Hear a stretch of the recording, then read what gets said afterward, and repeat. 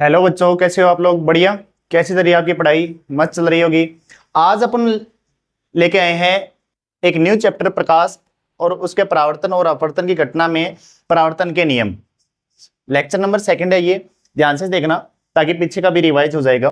तो देखिए जरा कि कोई भी प्रकाशीय किरणें किसी समतल परावर्तक पृष्ठ पर आकर, कोई भी प्रकाशीय किरण है, अगर कोई प्रकाशीय किरण आ रही है, समतल परावर्तक पृष्ठ ये है मेरी हथेली, अगर इस पे गिर रही है, गिरने के बाद अगर वापिस क्या हो रही है, परावर्तित हो रही है, अलग डायरेक्शन में प्रकाशीय किरणें आई और गई, आई और गई, आने वाली आपतित किरण, जाने वाली परावर्तित किरण, आने वाली आपतित किरण, जाने वाली परावर्तित किरण। ठीक है। और आपतित किरण और परावर्तित किरण के मध्य एक क्या है, काल्पनिक रेखा सीधी, अभिलंब बोल दिया गया उसको। क्या बोल दिया गया? अभिलंब बोल दिया गया। ठीक है। अब इसका मतलब ये हुआ कि जो भी प्रकाशीय किरणें, जो भी समतल परावर्तक पृष्ठ है, ये समतल परावर्तक पृष्ठ है, अगर कोई प्रकाशीय किरण आ रही है तो आपतन कोण का निर्माण कर रही है, और टकराकर जाने वाली जो किरण है वो कौन से कोण का निर्माण कर रही है स्टूडेंट? परावर्तन कोण का निर्माण कर रही है। बात समझ में आ रही है या नहीं आ रही? ठीक है। अब इसमें देखिए आज अपन लेके आए हैं परावर्तन के नियम। कितने नियम हैं? 2 नियम है, मोस्ट इंपोर्टेंट है, और यहीं से सवाल आएगा। पहला सवाल आएगा प्रकाश का परावर्तन किसे कहते हैं, दूसरा सवाल आएगा प्रकाश के परावर्तन के नियम लिखिए, तीसरा सवाल आएगा कि प्रकाश के परावर्तन की घटना एक चित्र द्वारा प्रदर्शित कीजिए, चौथा सवाल आएगा कि आपतन बिंदु, आपतन कोण, परावर्तन कोण में संबंध एक चित्र द्वारा दर्शाइए। तो इस टाइप के सवाल बनेंगे। ठीक है। तो इसके अंदर देखो कोई भी प्रकाशीय किरणें हैं अगर आ रही है तो इसे नाम दे दिया गया आपतित किरण। क्या नाम दे दिया गया? आपतित किरण। आने के बाद जिस परावर्तक समतल पृष्ठ पर टकरा रही है, तो कौन सा पृष्ठ है ये? समतल चिकना परावर्तक पृष्ठ, परावर्तक पृष्ठ। ठीक है। ये क्या है? समतल चिकना परावर्तक पृष्ठ है। अब इस बिंदु पर आकर टकरा रही है, ये वाला बिंदु, इसे नाम दे दिया गया आपतन बिंदु। क्या नाम दे दिया गया? आपतन बिंदु। और आपतन बिंदु से वापस परावर्तित होकर किस दिशा में जा रही है प्रकाशीय किरणें? अलग दिशा में जा रही है। अगर अलग दिशा में जा रही है तो कौन सी किरण बोलेंगे इसे? परावर्तित किरण।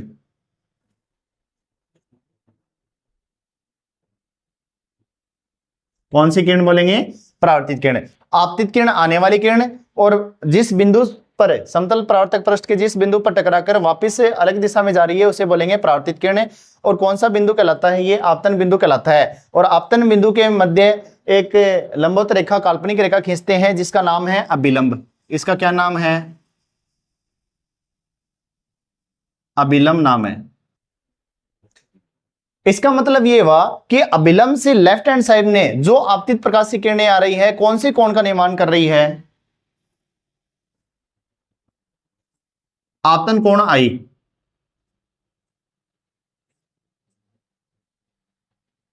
आपतन कोण आई का निर्माण कर रही है। ध्यान से देखना। अब कोई भी प्रकाशीय किरणें, आपतित किरण है, वो आपतन कोण का निर्माण कर रही है और आपतन बिंदु पर टकरा के परावर्तित हो रही है, तो इससे कौन से कोण का निर्माण होगा? परावर्तन कोण आर का।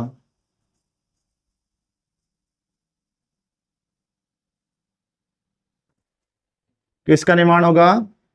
परावर्तन कोण है आर का। तो पहला ये क्या कहता है कि जो कोण आई है, जो कोण आई है वो किसके बराबर होना चाहिए? कोण आर के। किसके बराबर होना चाहिए? कोण आर के होना चाहिए।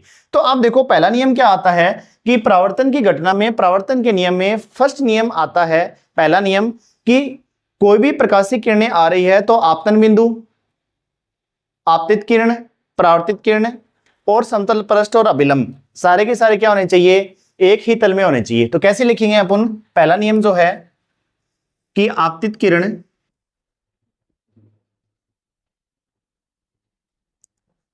परावर्तित किरण,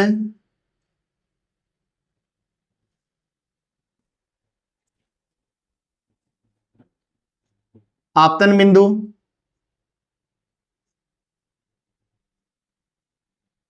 और अभिलंब।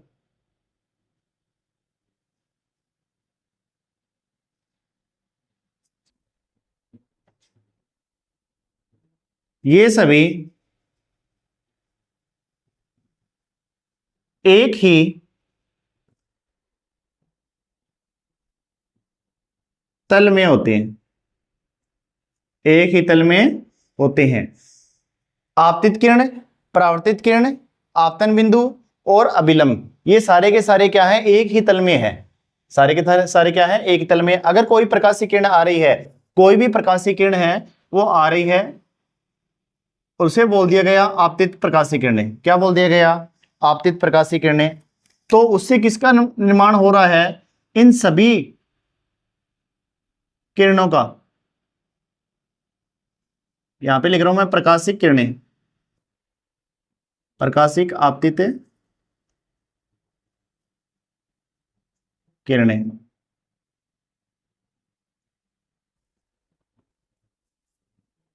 ठीक है, इन सभी बिंदुओं का एक ही तल में निर्माण हो रहा है। इसका मतलब ये हुआ कि आपतित किरणें, परावर्तित किरणें और आपतन बिंदु और अभिलंब तीनों क्या होने चाहिए, एक ही तल में होने चाहिए, तभी परावर्तन का नियम की घटना लागू होती है। और दूसरा क्या देखा था कि आपतन कोण और परावर्तन कोण दोनों क्या होने चाहिए, बराबर होने चाहिए स्टूडेंट। इसका मतलब ये हुआ कि ये जो कोण बना रहा है कितने डिग्री बना रहा है, 90 डिग्री।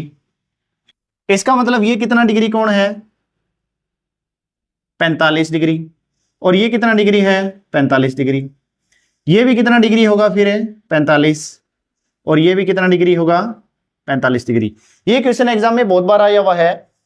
आपको डायग्राम दे दिया और इसका मान दे दिया 45 डिग्री, तो आपतन कोण का मान पूछ लिया, परावर्तन कोण का मान पूछ लिया। इस टाइप के क्वेश्चन आए हुए हैं। ठीक है, या किसी क्वेश्चन के अंदर ये दे दिया कि कोई प्रकाशीय किरण किसी समतल परावर्तक पृष्ठ पर 45 डिग्री का कोण बना रही है, तो परावर्तन कोण कितना बनाएगी, कितना बनाएगी, 45 डिग्री बनाएगी। क्योंकि आपतन कोण और परावर्तन कोण दोनों क्या होते हैं, बराबर होते हैं, तभी परावर्तन की घटना क्या होती है, लागू होती है। बात समझ में आ रही है।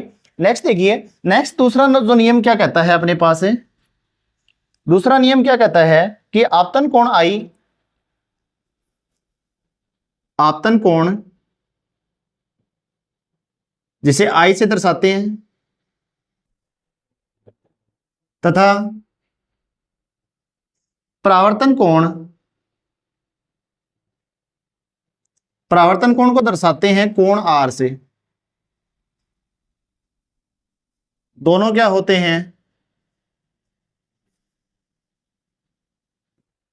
बराबर होते हैं।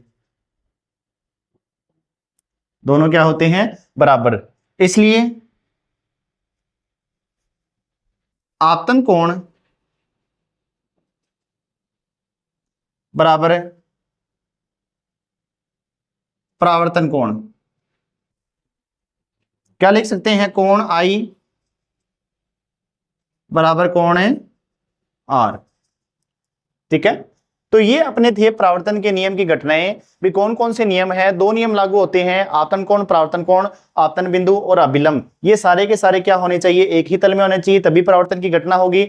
दूसरा नियम क्या कहता है कि आपतन कोण का मान जितना होगा उतना ही क्या होगा, परावर्तन कोण का मान होगा। इसलिए स्टूडेंट आप हमेशा इस बात के पे ध्यान दीजिए कि आपतन कोण और परावर्तन कोण हमेशा बराबर होता है। इसका मतलब ये हुआ कि यहां से डेफिनेटली 100% क्वेश्चन आता है कि मान लो आपतन कोण का मान 90 डिग्री है, तो परावर्तन का कितना होगा, 90 होगा। अगर मान लो आपतन कोण और परावर्तन कोण, आपतन कोण और परावर्तन कोण बराबर है, तो परावर्तन की घटना में अगर 30 डिग्री का कोण आपतन कोण बना रहा है, तो परावर्तन कोण कितना बनाएगा, 30 डिग्री का। एनसीईआरटी एग्जाम्पलर के अंदर अपने जो एनसीईआरटी के पाठ्यगत पुस्तक के जो प्रश्न है और अभ्यास प्रश्न है, उसमें एक अच्छा क्वेश्चन दिया गया है कि एक आपतन कोण का मान दे दिया और परावर्तन कोण का मान पूछा है। तो ध्यान रखना कि आपतन कोण का मान परावर्तन कोण के बराबर होता है। तो ये ब्लू मार्कर से जो मैंने आपको रिप्रेजेंट किया है, और ब्लू मार्कर से जैसे ये 45 डिग्री का परावर्तन कोण बना रहा है, तो कितना है, 45 ही नेक्स्ट है। इसका मतलब ये टोटल कितना एंगल दिख रहा है, 90 डिग्री दिख रहा है। कितना दिख रहा है, 90 डिग्री। ये कौन सा है, 90 डिग्री। अगर मान लो ये बीच में से ऐसे बन रहा है, तो ये कितना होगा, 45 डिग्री, और ये कितना होगा, 45 डिग्री। बात समझ में आ रही है आपको। तो इसी के साथ एक बार दोबारा देखो, रिवाइज करते हैं कि अपने आज का टॉपिक पढ़ा है लेक्चर नंबर 2 में परावर्तन के नियम। परावर्तन के नियम, पहला नियम क्या है कि आपतित किरण, परावर्तित किरण, आपतन बिंदु और अभिलंब ये सभी के सभी क्या होने चाहिए, एक ही तल में होते हैं। दूसरा नियम क्या है, दूसरा पॉइंट अपने पढ़ा है कि आपतन कोण I और परावर्तन कोण R, क्योंकि आपतन कोण को I से दर्शाते हैं और परावर्तन कोण को R से दर्शाते हैं, और कोण का साइन होता है हाफ, जो एंगल होता है हाफ एंगल, ठीक है, दोनों क्या होते हैं, बराबर होते हैं। इसलिए अपने लिख दिया कि आपतन कोण बराबर परावर्तन कोण, कोण I बराबर कोण R, ठीक है। और सेकंड अपने पढ़ा है कि कोई भी प्रकाशीय किरण आ रही है तो उसे बोला जाता है आपतित किरण। अगर आपतित किरण है तो जिस बिंदु पर, जिस समतल पृष्ठ पर ये टकराएगी प्रकाशीय किरणें, तो किसका निर्माण करेगी, आपतन बिंदु का। टकरा के अलग दिशा में जा रही है तो परावर्तित किरण है। इसका मतलब ये हुआ कि जो आने वाली प्रकाशीय किरणें आपतित किरण है, कौन से कोण का निर्माण कर रही है, कोण I आपतन कोण का निर्माण कर रही है, और आपतन बिंदु के बनने के बाद, समतल पृष्ठ पर बनने के बाद परावर्तित किरणें हैं, कौन से कोण का निर्माण कर रही है, परावर्तन कोण R का निर्माण कर रही है। इसलिए अपन कह सकते हैं कि जो अभिलंब है वो क्या है, इसके मध्य के अंदर है, और मध्य के अंदर होने के दौरान आपतन कोण और परावर्तन कोण का मान क्या होता है, बराबर होता है, बराबर होता है। इसका मतलब अगर मान लो ये 90 डिग्री है पूरा, क्या है, परावर्तन की घटना में 90 डिग्री एंगल आ रहा है, और 45 डिग्री की वेव से कोई प्रकाशीय किरणें आ रही है स्पीड, तो आपतन कोण का मान अगर 45 है तो परावर्तन कोण का मान कितना हो जाएगा, 45। तो छोटे मोटे क्वेश्चन बहुत सारे बनते हैं। नेक्स्ट लेक्चर में अपन पढ़ेंगे दर्पण के बारे में, किस टाइप का दर्पण अपन यूज करते हैं घरों में, और अपनी स्टडी के अंदर गोलीय दर्पण की व्याख्या की गई है, जिसमें गोलीय दर्पण क्या होता है, ऐसा परावर्तक पृष्ठ जो क्या हो, गोले के रूप में हो, जो गोलीय हो, ठीक है, एक गोलाकार है, उसे क्या बोल दिया गया, गोलीय दर्पण। और दर्पण क्या होता है कि ऐसा समतल परावर्तक पृष्ठ जिसके एक तरफ क्या की हुई हो, पॉलिश की हुई हो। जैसे आप घरों में जितने भी दर्पण यूज करते हो तो एक तरफ उसके क्या होती है, बैक साइड पॉलिश होती है, और सामने क्या होता है, मिरर, आपका फेस नजर आता है, ठीक है। तो इसी के साथ आज की क्लास यहीं पे समाप्त होती है। अगर वीडियो अच्छी लगी तो शेयर जरूर कीजिए, लाइक, कमेंट्स, और कोई भी डाउट आए तो आप कमेंट कर सकते हो। थैंक यू, धन्यवाद।